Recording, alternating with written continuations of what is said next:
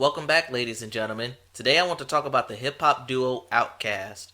In the late 90s, early 2000s, Outkast had a stronghold on the southern rap scene. Then, at the height of it all, they disappeared. Today I want to go through the background of Outkast's career, why they split, and the status of the group today. So without further ado, this is the journey of Outkast. Before we begin, if you want to see music bios or more good videos like this, hit the subscribe button. And without further ado, on to our feature presentation.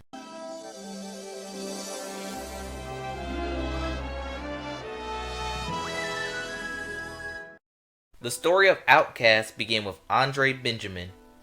Andre Benjamin was born on May 27, 1975.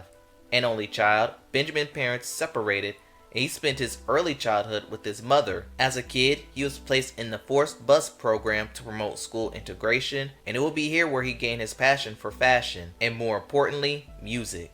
As he got older, he would move in with his father. In high school, he started to gain an interest in rap. Meanwhile, Antoine Patton was born on February 1st, 1975.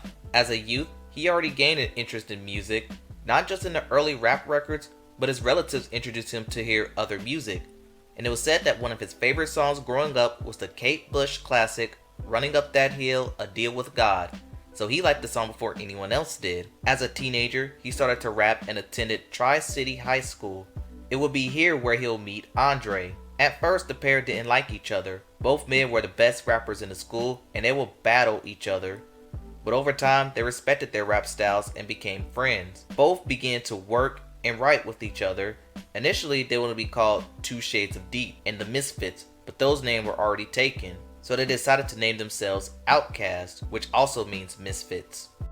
Now that the boys got a name, they wanted to be heard. They will meet a guy named Rico who was part of a production collective named Organized Noise.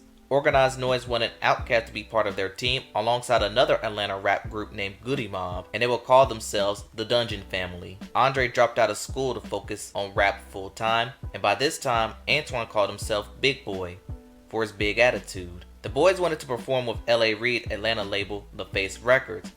L.A. Reid liked their style and lyricism, but questioned their star power. Reid did not know what to do with the boys, so he set up a second audition and was proven wrong by Outkast, so L.A. Reid signed them to their roster.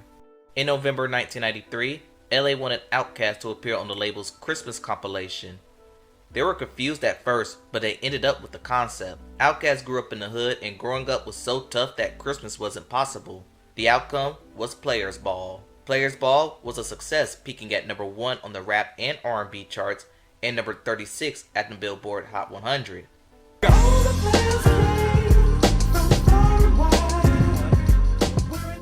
Pleased with the debut, LA ordered an album and gave the group a $15,000 advance. The result was Southern Playalistic Cadillac Music, which was released in April 1994. Songs off that album included the title track,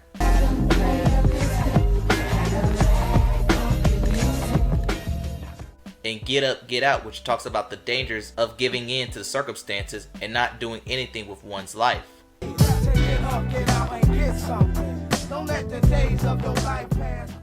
The album was successful and went platinum.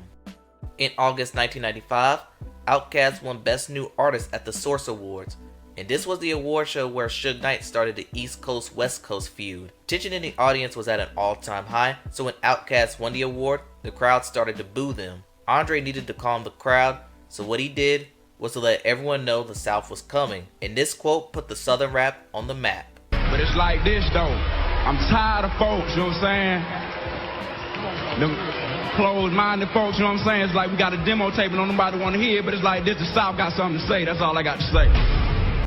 Meanwhile, their personal lives would begin to take place. Big Boy had his first son, Jordan, born in 1995. Andre started to date a rising R&B singer named Erykah Badu, and this came after he broke up with Keisha from Total.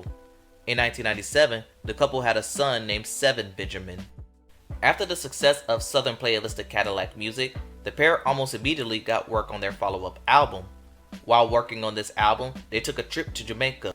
During the trip, Andre came back a different man. For one, he started to change his fashion and started rocking a turban, gave up smoking marijuana, and adopted a vegan lifestyle.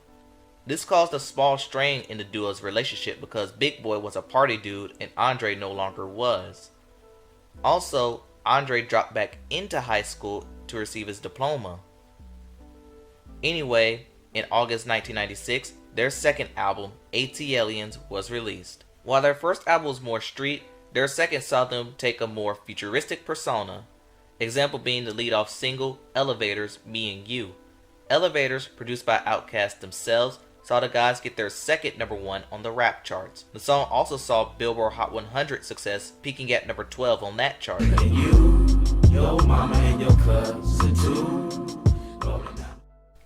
The follow-up single called Aliens was also self-produced by Outkast, reached number 3 on the rap charts as the album would go double platinum.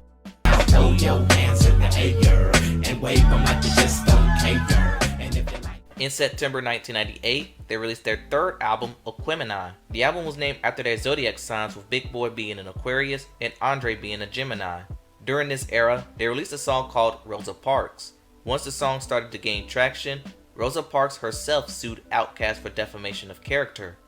Parks did not like the fact that her name was being associated with vulgar language and the lyrics failed to symbolize her, except for the whole "everybody move to the back of the bus" line. Long story short, before Rosa Parks passed away in October 2005, in April that year, they reached a settlement which saw Outkast donate to help on creating educational programs about the life of Rosa Parks and what she stood or sat for. Although it wasn't a big success at the time, Rosa Parks was proven as a regular cult classic among Outkast fans, as Aquemini also was certified double platinum.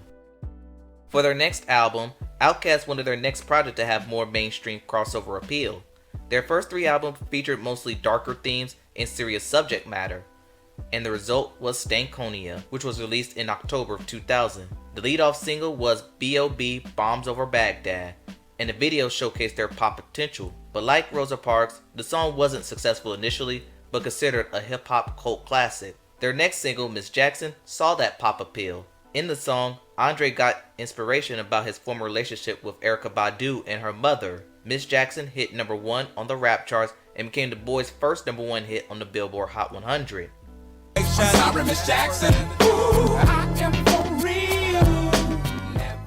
The song also garnered another cult classic song called So Fresh and So Clean featuring Sleepy Brown, and that song would later be remixed with Snoop Dogg. For the first time, Outkast felt successful. Stankonia was certified quadruple platinum, and the duo won their first 2 Grammys, with Best Rap Album and Best Rap Performance by a Duo or Group for Miss Jackson.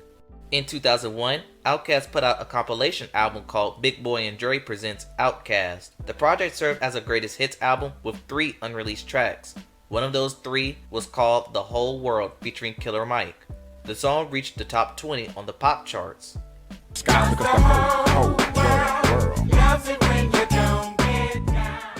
The Whole World earned Outkast another Grammy for Best Rap Performance by a Duo or Group for a second year in a row. When an artist released a greatest hits album, that means a hiatus was looming. But a hiatus didn't occur yet.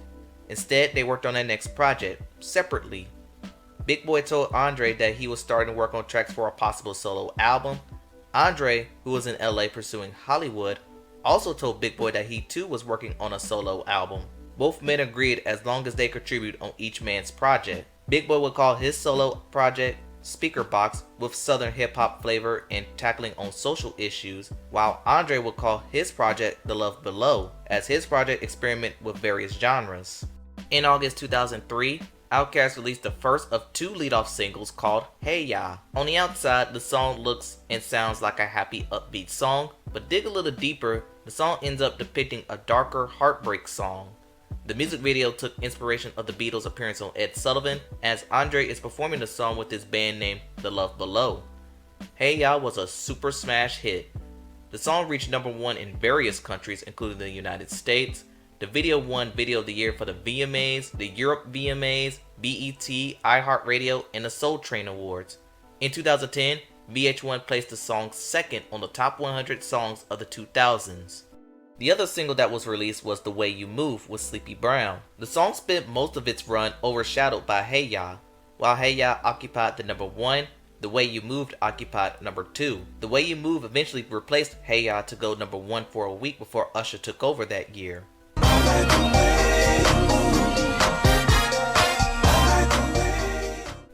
duo was supposed to release their albums on separate weeks, but they settled with a double album. The double album was released in September 2003. The album became their first album to go number 1 on the Billboard 200.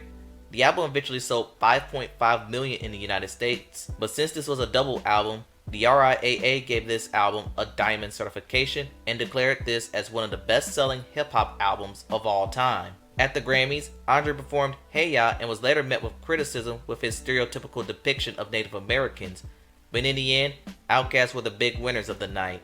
Hey Ya won Best Urban Alternative Performance, Speakerboxxx The Love Below won Best Rap Album, and then, at night's end, took home the biggest award of the night, Album of the Year, beating out The White Stripes, Evanescence, Missy Elliott, and Justin Timberlake. And as of 2023, almost 20 years later, no other rap album has taken home the major award. The boys celebrated their achievement by releasing the follow-up single to both Hey Ya and The Way You Move, called Roses, and it peaked at number 9 on the Billboard Hot 100. Lean a little bit closer, see roses really smell like boo boo boo. In 2005, Andre was casted in the movie Four Brothers, directed by the late John Singleton. The film was met with mixed reviews despite performing well in the box office. In 2006, Big Boy was cast in the film ATL. In the film, he portrays Marcus, a drug dealer who convinces Evan Ross's character to sell for him. Big Boy, alongside the movie, were praised for their performances. In the summer of that same year, Outkast announced they were working on a new movie and new album called Idlewild. Both released in August of 2006, and both was met to mixed reviews as the album went platinum. Once Idlewild era ended, Outkast teamed up with another southern duo, UGK, to record the song International's Players Anthem. The video depicts a fictional wedding involving Andre, and the guests included T-Pain, DJ Paul from 3 6 Mafia, Bishop Don Juan, Farnsworth Bentley, and a whole lot more. The song peaked at number 10 on the Billboard rap charts. So, I typed a text to a girl I used to see, saying that I chose this cutie pie with whom I... At that year's BET Hip Hop Awards, in one of the most sincerest moments of hip hop, Kanye gave his Video of the Year award to UGK and Outkast for their video, but they returned the award, giving it back to Kanye. BET would later award them Video of the Year at their award show the next year. In 2007, the group announced their hiatus to work on solo projects. Big Boy got to work quickly, releasing his solo debut in 2010, named Sir Lucius Leftfoot, the son of Chico Dusty. In 2012, he followed up with Vicious Lies and Dangerous Rumors. Andre has limited his solo work to features. Some of his features included the remixes to Walk It Out by DJ UNK, Throw Some D's by Rich Boy, and most notably Party with Beyonce and J. Cole. In 2013, Andre got the opportunity of a lifetime portraying Jimi Hendrix in the independent film All By My Side. The film was praised despite not being allowed to use Hendrix music. In 2014, Outkast announced that they'll be going on tour to commemorate 20 years since Southern Playalistic Cadillac Music was released. In that same year, they headlined Coachella. Throughout the year, their tour mostly consisted of festivals, and their tour concluded on October with the Voodoo Music Experience in New Orleans, and that will be the final concert the group will ever give as of the making of this video. Big Boy stated in interviews that it's highly unlikely that you'll get another Outkast project, and Andre will also echo these claims. Big Boy keep busy these days as he continued to release music on occasion, but he kept up on acting. He portrayed the mayor of Atlanta in the movie Superfly, and buried in the dreaded Bobby DeBarge movie. And speaking of things that was dreaded, he also performed alongside headliners Maroon 5 and Travis Scott at the Super Bowl. Big Boy also alleges that he recorded a song with one of his idols, Kate Bush, but the single hasn't been released as of the making of this video. Andre, on the other hand, has kept a quieter profile than you think. He has not released any albums to date, despite being one of the most versatile artists ever. In 2019, he participated in an interview with Rick Rubin to explain his absence. To quickly sum up this interview, he talked about how his lack of passion on creating music anymore. He says that part of his lack of creativity stemmed from the passing of his parents and him developing social anxiety. Another thing he mentions that he's no longer vegan, as that lifestyle was destroying his physical health. In 2019, he did contribute on the Anderson .Paak song Come Here on the album Ventura. Come Here won a Grammy for Best R&B Performance. In 2021, he re-emerged again when he collabed with Kanye West on the song Life of the Party, set to be released on Donda. However, Drake, who was involved in a petty ongoing beef with Kanye, leaked the track on his radio show. Ye pulled the track due to his stance on profanity at the time, but would later place the song on the Donda Deluxe edition. And there you have it, the story of Outkast, the rap duo who came, saw, and conquered rap. Instead of continuing to release music together and risk damaging their legacy, the pair knew it was time to step away and let the younger generation take over. Today, the pair have no ill will against each other and rather preserve their legacy than to add on to it. And that concludes the story of Outkast. Tell me what y'all think in the comments below. Please like and subscribe to the channel. Thanks for watching, and I'll see you next time.